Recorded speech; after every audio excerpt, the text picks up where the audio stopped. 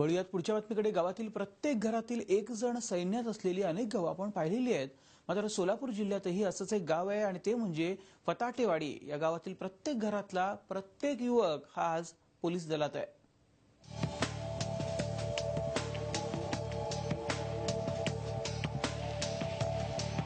फताटेवाडी सोलापूर पासून 17 किलोमीटर अंतरावर असलेलं हे गाव।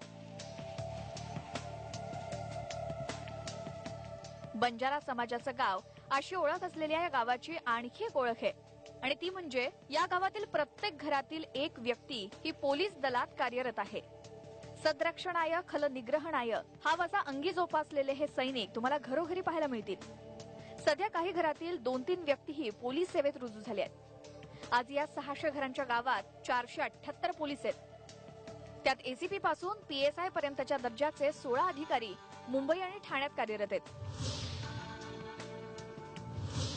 आम्हाला आनंद वाटतोय की जो समाज आज दारू पाडतोय, आज इकडे तिकडे फिरतोय, अशी म्हणून ही एक समाजामध्ये जी ओळख होती ती ओळख आमच्या या फताटेवाडी गावाने पुसून टाकलेली आहे। सब इन्स्पेक्टर झाल्यानंतर लोकांना वाटायला की आपले मुलं होऊ शकतात। आता सध्या फताटेवाडी जवळजवळ नाही म्हणलं तरी 100-1 लोक कार्यरत आणि रिटायर आहेत आणि 15 सब इन्स्पेक्टरच्या वरच्या दर्जाला आहेत। पोलीस भरतीमध्ये अगदी 100 पैकी 99-98 अशा मार्क्स घेऊन पोलीस खात्यामध्ये जाण्याचं प्रमाण यांचं वाढलं। मार्गदर्शन त्यांना पोलीस खात्यातलं फार मोठ्या प्रमाणात लाभलं। त्यांची मोठी मंडळी पोलीस खात्यामध्ये असल्यामुळं त्याच्यामुळे आज या गावामध्ये असं दिसतं की बाबा 300 पेक्षा जास्त पोलीस या गावामध्ये दिसत आहेत। 1980 पर्यंत बंजारा समाजाच्या मजुरांचं गाव अशी या गावची ओळख होती। दारूच्या आहारी गेलेला मजूर घरोघरी पाहायला मिळत होता। अशिक्षितपणामुळे सावकाराकडून होणाऱ्या पिळवणुकीची जाणही या समाजाला नव्हती। मात्र एकेकाळी मागासलेल्या या गावात शिक्षणाची गंगा पोहोचताच या गावानं कात टाकली। आपल्या हक्कांसोबत इतरांच्या हक्कांचं रक्षण करण्याची जबाबदारी या समाजातील गावकऱ्यांनी उचललेली दिसून येते।